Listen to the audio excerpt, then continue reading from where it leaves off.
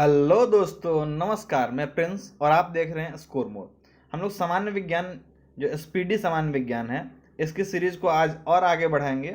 और अभी इस वीडियो में हम लोग करने वाले हैं मॉडल सेट 19 से लेके 24 तक के सारे प्रश्नों को।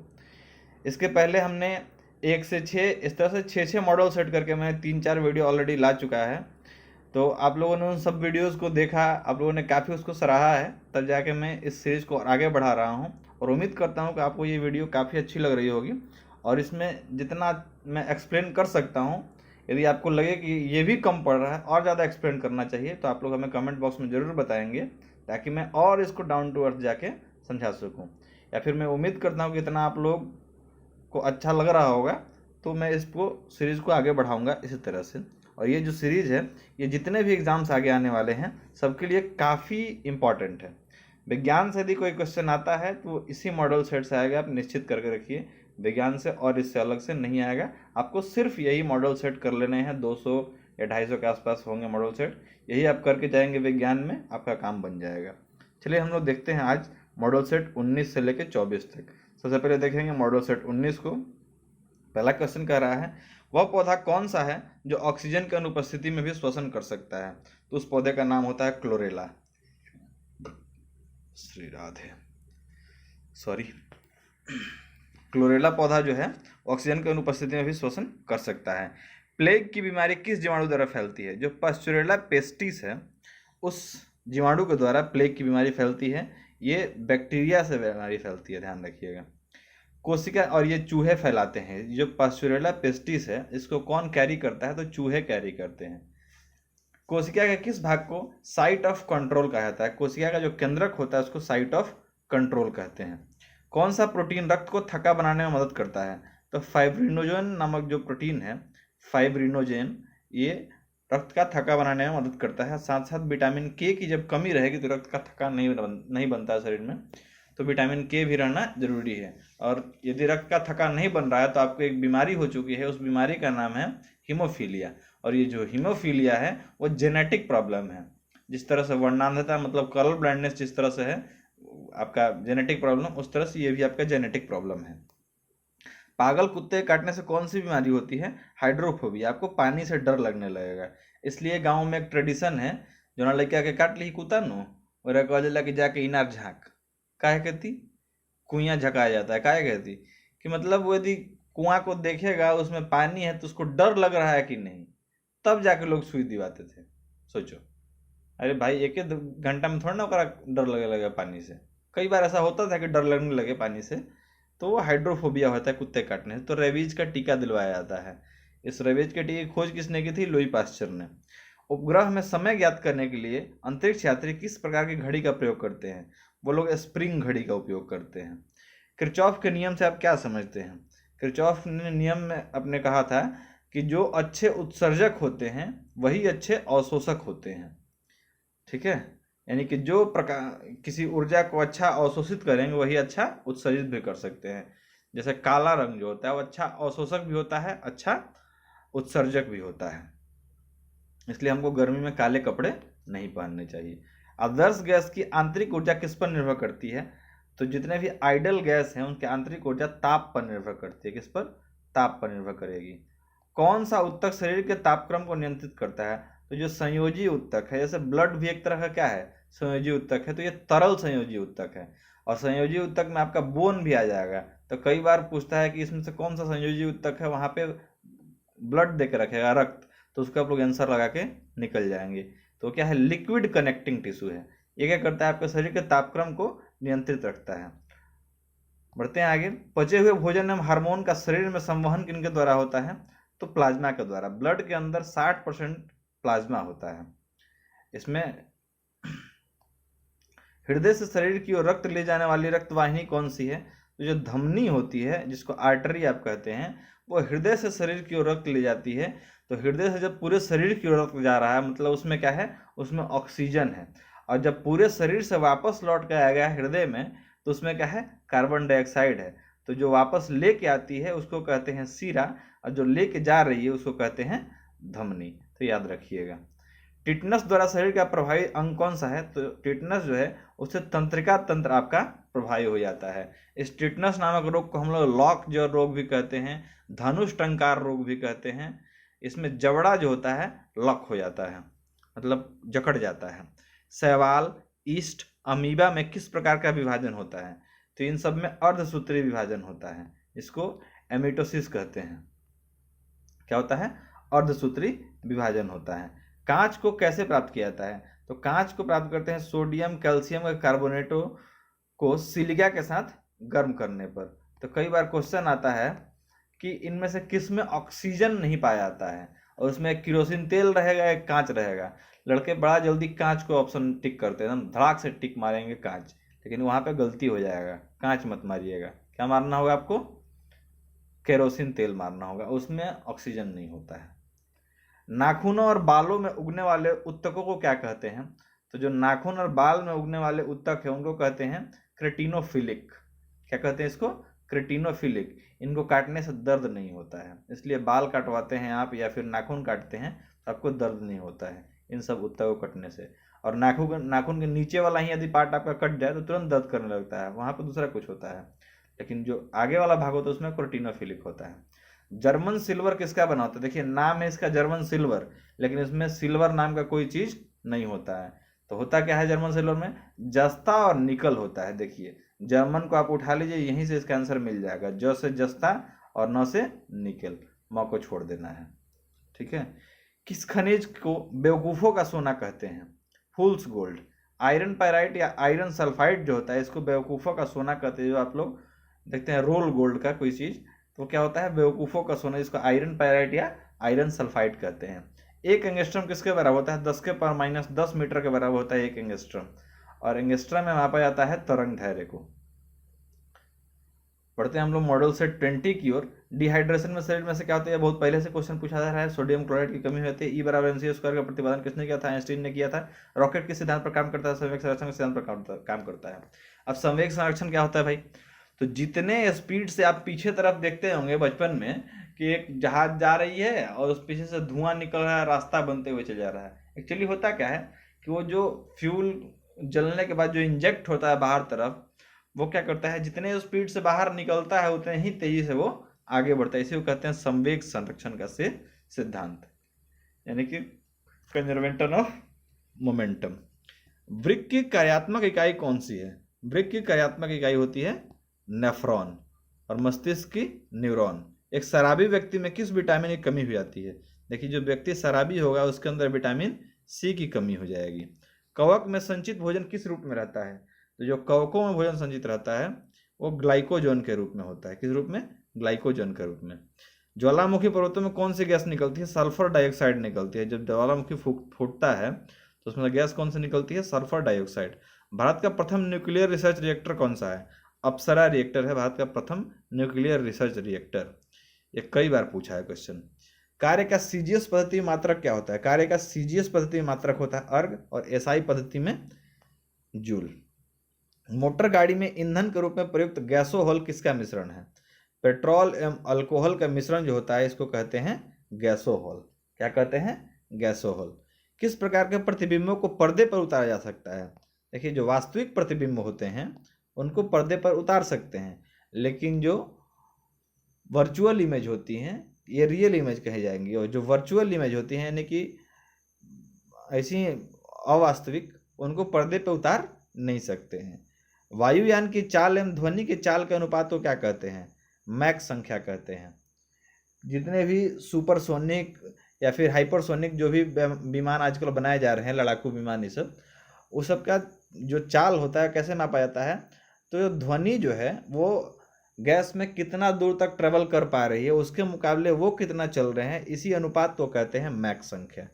तो ये जो हाइपरसोनिक विमान आजकल बन रहे हैं, अभी चाइना ने अपना परीक्षण किया, वो भी थोड़ा सा फेल हो गया, और अमेरिका तो पूरा फेल हो गया। तो इसका स्पीड कितना होता है? तो 5-6 मैक से ज़्यादा के स्पीड के ये होते हैं, और इनकी क्षमता इतनी है कि पूरी पृथ्वी को चक्कर लगा के आ सकते हैं। समतल दर्पण में व्यक्ति को अपना प्रतिबिंब देखने के लिए दर्पण की लंबाई से कम कितना मतलब बड़ा शीशा होना चाहिए? तो जितना व्यक्ति का लंबाई है यदि उसके लंबाई का आधा शीशा हो दर्पण, तो उसमें आप अपना पूरा फोटो देख सकते हैं। इसमें लेटरल इन्वर्सन होता है समतल दर्पण में। समुद्र की दूरी मापने की इकाई क्या है? नॉटिकल मील से समुद्र की दूरी को मापा जाता है। जैसे मान लीजिए ये इंडिया है और इधर से आपका पूरा हिंद महासागर लग रहा है, तो हिंद महासागर में यहाँ से एक बाउंड्री खींच दिया जाएगा ऐसा, ठीक है। ये यहाँ से 200 नॉटिकल मील की दूरी रहेगी। तो यहाँ तक में यदि आपको सोना, लोहा, पेट्रोलियम तेल जो भी मिल रहा है इस बीच के इलाके में, ये सब किसका होगा? इंडिया का हो जाएगा। ये आपका देश का बाउंड्री होता है। तो इसको मापते कैसे? समुद्र में दूरी को नॉटिकल मील से मापते हैं और ऐसे ज़मीन पे किलोमीटर में माप देते हैं। किस सामान्य यंत्र की सहायता से पराश्रव्य तरंगें उत्पन्न की जाती है? तो सोनार की सहायता से पराश्रव्य तरंगें उत्पन्न की जाती है। कहाँ पे? पानी की जहाज़ों के द्वारा इसका यूज खास करके किया जाता है। लैंगरहैंस द्वीप कहाँ पाए जाते हैं? अग्नाशय में। और इन्हीं लैंगरहैंस द्वीप जो है, इसी में जो बीटा सेल होते हैं, इससे क्या बनाया जाता है? इससे क्या निकलता है? इंसुलिन निकलता है। उत्तेजित भीड़ को तितर बितर करने में पुलिस द्वारा प्रयोग की जाने वाली अश्रु गैस कौन सी होती है? तो ये अमोनिया होती है। कौन सी गैस होती है? अमोनिया गैस होती है। सिक्का किस धातु का बना होता है? सिक्का जो होता है, तांबा 88% होता है और तीन 12% होता है सिक्का में। बढ़ते हैं हम लोग अगले क्वेश्चन की ओर। हम लोग स्टार्ट करने वाले हैं model set 21। Test tube baby का अर्थ क्या है? देखिए, टेस्ट ट्यूब बेबी जो होता है उसका अर्थ होता है कि पात्र निषेचन या फिर गर्भाशय में प्रतिरोपण। उसको किसी एक ट्यूब में उस बेबी का निषेचन करा दिया जाता है। लीवर में भविष्य के लिए कौन सा विटामिन भंडारित रहता है? तो लीवर में आपके जो यकृत है उसके अंदर क्या भंडारित रहता है? विटामिन ए उसमें ऑलरेडी भंडारित रहता है। हम लोग देखते हैं आगे। कैंडेला किसका मात्रक है? तो कैंडेला ज्योति तीव्रता का मात्रक है। ये एक फंडामेंटल यूनिट है, ध्यान रखिएगा। फंडामेंटल यूनिट आपका लेंथ हो जाएगा, मास हो जाएगा, ज्योति तीव्रता हो जाएगा, ये सब फंडामेंटल यूनिट्स के अंदर आते हैं। ग्रहों के गति का नियम को किसने प्रतिपादित किया था? तो ये किया था केपलर ने, कि जितने भी 8 ग्रह हैं उनकी गति कैसे कैसे होगी, वो किस पथ पर चलेंगे, किस पाथ को फॉलो करेंगे, सब किसने बताया था? केपलर ने। साबुन का बुलबुला किन कारण से रंगीन दिखाई पड़ता है? तो साबुन का जो बुलबुला निकलता है, आप नहाते समय ऐसा झाग जो निकलता है उसमें जो बुलबुला होता है, किस कारण से होता है बाबू? तो व्यतिकरण के माध्यम से होता है। उसमें अलग अलग रंग दिखाई देते हैं व्यतिकरण के माध्यम से। किन्हें लाल द्रव के उपनाम से जाना जाता है? जो पोटेशियम परमैंगनेट होता है इसको लाल द्रव कहते हैं। और गांव देहात में आजकल बिहार में दारू बंद है तो इसको लाल पानी सब कहता है, तो उससे कंफ्यूज मत होना। वो लाल पानी अलग हो गया तो दारू हो गया। यहाँ लाल द्रव की जब बात करेंगे तो पोटेशियम परमैंगनेट की हम बात कर रहे हैं। मनुष्य के लार में पाया जाने वाला एंजाइम कौन सा है? टाइलिन। ये बचपन में काफ़ी ज़्यादा मात्रा में पाया जाता है, इस कारण बच्चों का लार गिरते रहता है हमेशा मुंह में से। ये क्या करता है? बैक्टीरिया को मार देता है, बैक्टीरिया को मुंह के अंदर नहीं जाने देता है। चाबी भरी घड़ी में कौन सी ऊर्जा होती है? चाबी भरी जो घड़ी होती है, पहले ये बहुत घड़ी यूज की जाती थी, इसमें स्थिति ऊर्जा होती है। आजकल तो लोग बैटरी डाल लेते हैं, वो चल रहा है। तेल दीप की बत्ती में तेल किस कारण ऊपर उठता है? तो जो दिया गाँव में यूज किया जाता था, या फिर आजकल जो पूजा के लिए आप लोग दिया यूज करते हैं, इसमें किनारे में जल रहा होता है आगे तरफ। तो तेल, दिया में से तेल आखिर जाता किस वजह से है? तो केशिकत्व के क्रिया के कारण तेल जो है वो बाती के ऊपर चढ़ते रहता है। ध्वनि की चाल अधिकतम किस में होती है? ध्वनि की चाल अधिकतम होती है इस्पात में, न्यूनतम होती है गैस में, और एकदम शून्य हो जाती है निर्वात में। यानी कि ध्वनि को चलने के लिए किसी न किसी माध्यम की जरूरत है। सोनार का प्रयोग किसके द्वारा किया जाता है? नौ संचालकों द्वारा। सोनार का फुल फॉर्म होता है साउंड नेविगेशन एंड रेंजिंग। आप लोग रडार का फुल फॉर्म हमें कमेंट करके बताएंगे। संतान के निर्धारण के लिए किसका गुणसूत्र जरूरी है? पुरुष का। महासागर में डूबी हुई वस्तुओं की स्थिति जानने के लिए किस यंत्र का प्रयोग करते हैं? ये सोनार का। सोनार जो है एक डिवाइस है जिसमें से अल्ट्रासोनिक वेव्स निकलती हैं, ठीक है। अल्ट्रासाउंड में जो वेव्स यूज करती हैं वही वेव्स निकलती हैं और तेज़ी से जाएंगी, जिस वस्तु से टकरा के आएंगी तो जो उसमें सोनार को जो ऑपरेट करने वाले ऑपरेटर बैठे होंगे वो कैलकुलेट करेंगे, मतलब मशीन कैलकुलेट कर लेगी कि कितने तेज़ी से हम इसको छोड़े थे और उतने ही तेज़ी से वापस लौट के आया है, इसको लौट के आने में कितना टाइम लगा है, उससे पता हो पाता है कि कितना दूरी पे कोई वस्तु होगी। मस्तिष्क संबंधी बीमारियों का निरूपण किसको द्वारा होता है? EEG के माध्यम से। जो मस्तिष्क में बीमारियाँ होती है उसको मतलब चेक किया जाता है EEG के माध्यम से। जब ECG आ जाए, इलेक्ट्रोकार्डियोग्राम, तो वो तुम्हारा हृदय के हिसाब में जो कुछ गड़बड़ियाँ रहेंगी उसको उसमें निरूपित किया जाएगा। शरीर में ऑक्सीजन की पूर्ति किसके माध्यम से होती है? लाल रक्त कोशिकाओं से ऑक्सीजन की आपूर्ति होती है। और वाइट ब्लड सेल्स जो हैं वो आपके दूसरे रोगों से लड़ने में मदद करते हैं। बर्ड फ्लू फैलाने वाले वायरस का नाम क्या है? N5N1। N5N1 से बर्ड फ्लू ये फैलता है। कई दिन मतलब आप लोग हमेशा सुनते आ रहे हो कि मुर्गियों को मारा जा रहा है, क्यों भाई? तो बर्ड फ्लू फैला रही हैं। तो कौन सा वायरस उसमें चलता है? H5N1। स्तनधारी वर्ग में रक्त का सबसे अधिक तापमान किसका होता है? तो ये होता है बकरी में। ठीक है, सबसे अधिक तापमान किसका होता है? बकरी का 39 डिग्री सेल्सियस उसका तापमान होता है। बहुत सारे लोग उसका मीट खाते हैं क्योंकि उनका भी तापमान बढ़ जाए। ठीक है भैया, खाओ। Model set 22। यदि वस्तु की चाल आधी कर दी जाए तो गतिज ऊर्जा पर क्या प्रभाव पड़ेगा? या 1/4 रह जाएगी। वस्तु की चाल आधी कर दी जाए तो गतिज ऊर्जा 1/4 हो जाएगी। अच्छा, ये सारे जो फॉर्मूले हैं इनके लिए मैं अलग से एक न्यूमेरिकल का वीडियो लाया करूँगा, उसमें आपको सारा कुछ क्लियर करा दूंगा।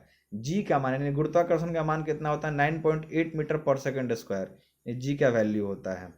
जी का मान विषुवत रेखा पर न्यूनतम और ध्रुव पर महत्तम। इस कारण ध्रुवों पर से या फिर ध्रुवों के नज़दीक जो भी देश हैं वो अपने देश से सैटेलाइट लॉन्च नहीं करते हैं। वो हमेशा कोशिश करते हैं कि विषुवत रेखा के आसपास आकर के तब सैटेलाइट को लॉन्च किया जाए, ताकि उन पर गुरुत्वाकर्षण का जो प्रभाव है वो कम से कम पड़ सके।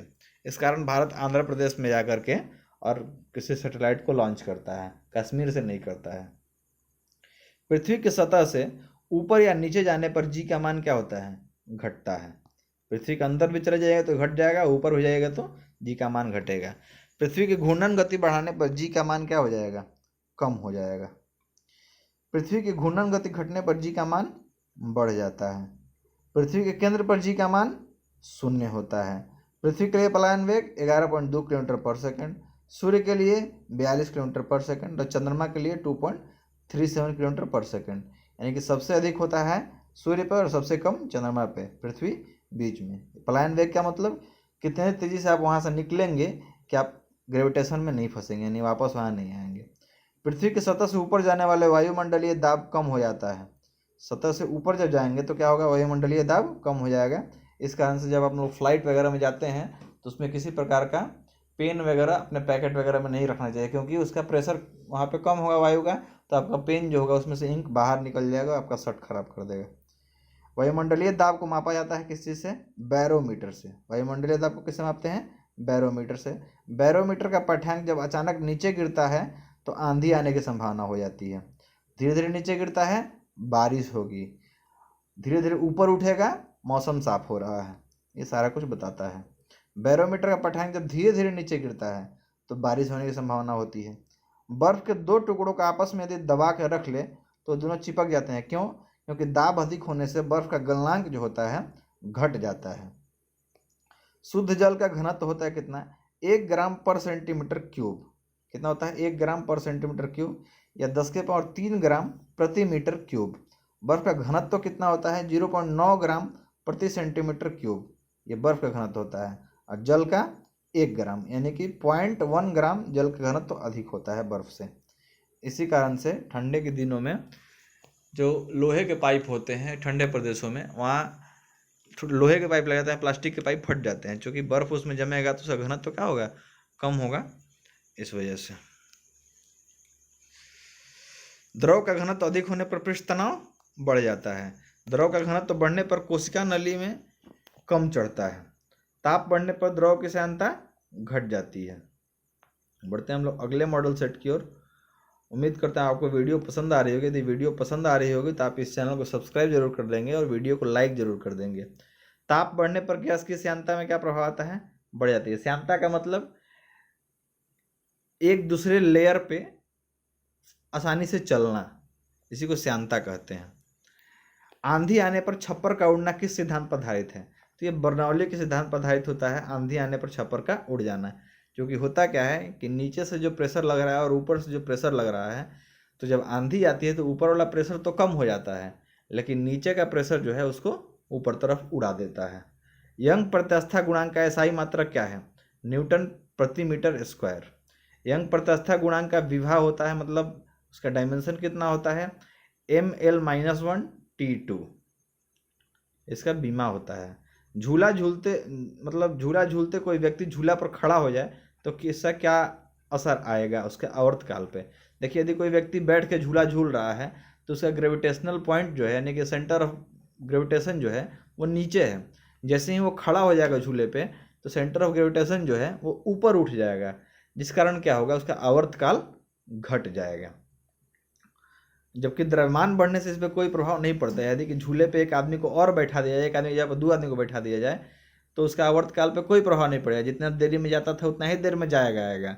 लेकिन यदि उसको खड़ा कर दिया जाए तो उस पर अंतर आ जाएगा। वायु में ध्वनि तरंगे होती हैं अनुदैर्घ्य और प्रकाश तरंगे अनुप्रस्थ।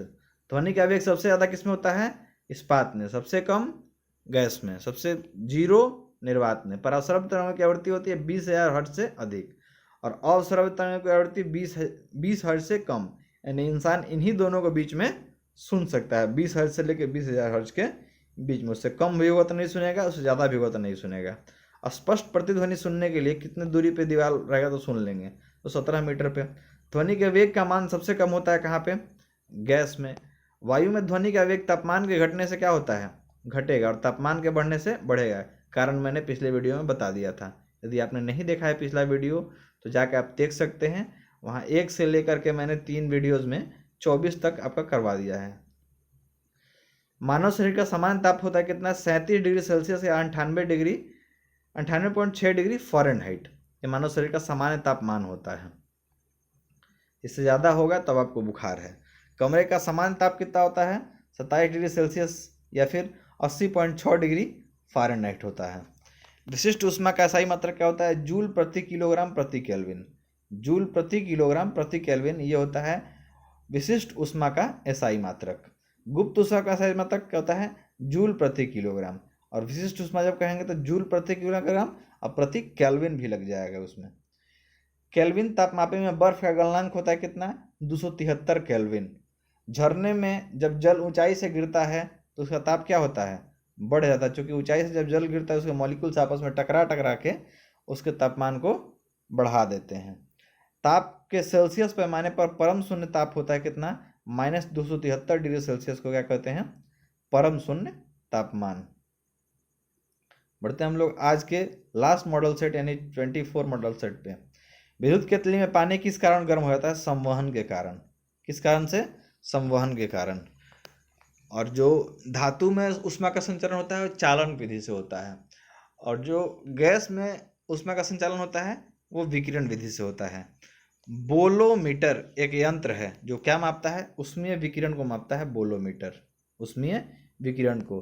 किसी ठोस पदार्थ के बिना द्रव में बदले सीधे वाष्प अवस्था में परिवर्तित हो जाना ऊर्ध्वपातन कहलाता है। जैसे कपूर को आप जलाते हैं, पूजा करने वाला कपूर, तो क्या होता है, बिना द्रव में चेंज हुए सीधे गैस बन जाता है।